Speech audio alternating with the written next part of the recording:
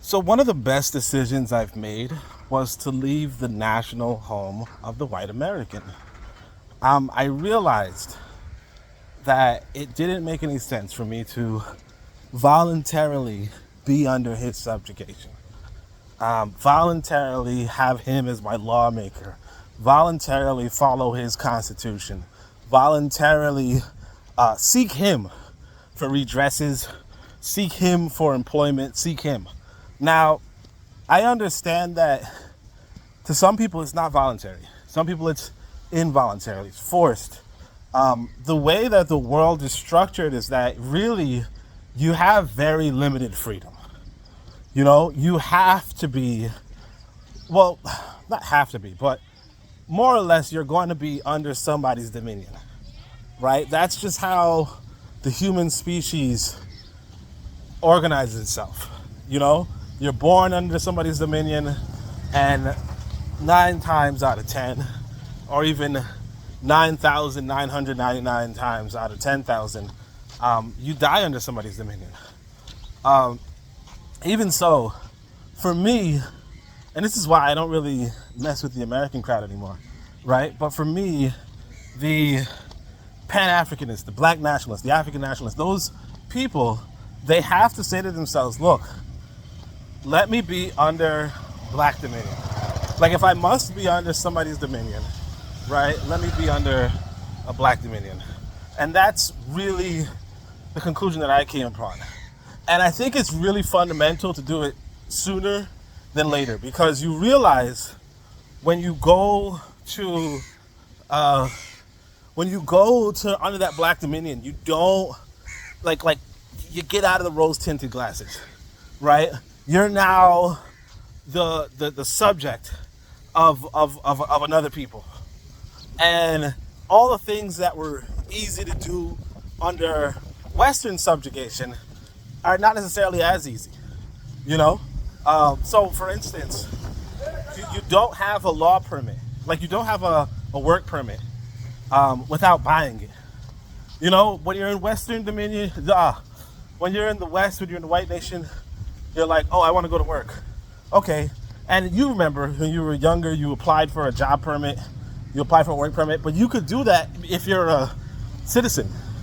And if you aren't a citizen, you can try to find work, and a lot of people will try to screw you over based off of that. And it's the same, and of course, if you're caught by the authorities, you're reported to the authorities, they can deport you. And it's the same sort of situation you have in Africa, except for that maybe the work permit is actually pretty expensive, you know? And maybe the work is not really as high paying. So you get into a situation where you now have to immerse yourself into another society and into their laws and begin to develop social connections that, you know, you didn't really have to do in the Western world, you know? So like, for instance, in the Western world, if I wanted to be an astrophysicist, right? And I did at one point, right? But if I wanted to be an astrophysicist, I could just go to university, take out a loan in my parents' name, or, you know, in my name, and say I'll pay it back eventually. I take out that loan. I go to the university. They have a seat in the university for me. I go to the university. I then, on completion, I then say, hey, which of you want to hire me for this astrophysicist position, right? Which of you want to hire me? And they are willingly going to hire me. That's pretty much it, right? I met the credentials, and that's how it's situated. That's very easy life, you know? That's very easy life. Everything is kind of set up. Everything is kind of organized. You know, you could say, hey, well, look, I might face some discrimination. Hey, if I put my name on it, you know, they're going to say, oh, I don't want that guy named Oni, whatever, right? But true, and that's true. But at the end of the day, it's very simple, very easy, very straightforward. That's not the case when you go and say, let me go do it for myself, right? You might not get that loan to go to university. And if you do go to university, you know, like they say, you might not know the language. You might not be able to, well, one of the things, for instance, you don't have a permit. You might not have a student permit. You might not be able to afford a student permit. Now, you could say, well, what if I were born there? Yeah, if you were born there, but were you? You know what I mean? Were you? And that's really what it comes back to. When you aren't born in Africa, right? How do you expect, if you're not a citizen, if you're not a national, how do you expect to receive the benefits of Africa? How do you expect to receive those benefits? And that really comes, and that's really at the heart of the matter. Like, if you spend your time, your generations, your childhood, your children's childhood inside of, as the Rastafarians say, Babylon, right? But inside of the West, if you choose to do that, and it's a choice, where is your future? You see? Now, you have to make the break. You have to make the break, and of course, I recommend you do so when you have the resources to do so, and you have the abundance of resources to do so. But you choose to remain. You choose not to accumulate resources sometimes, right? And in so doing, your whole future line is at the mercy of another people.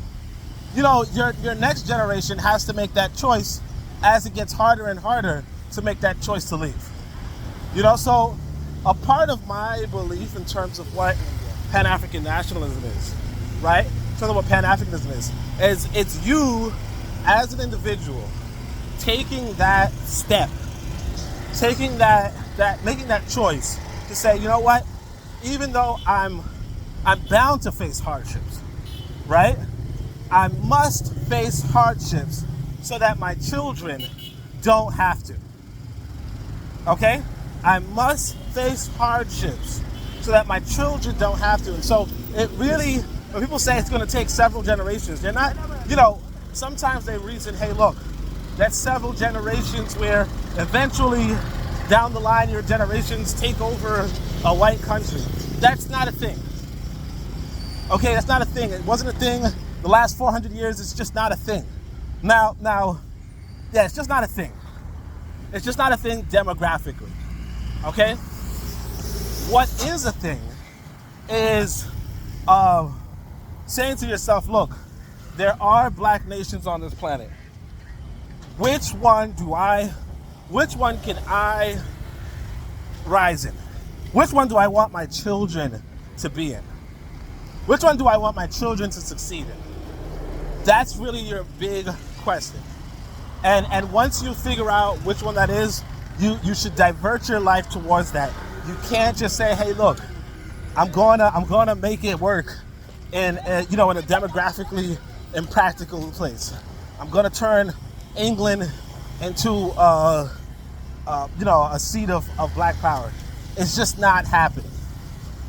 It's just not happening. And one of the more important things is to just face up with reality. One of the most important things is just face up with reality. What can happen, right? And what doesn't happen. What can happen, what does happen. Those are the two questions that you have to come face to face with. That's all.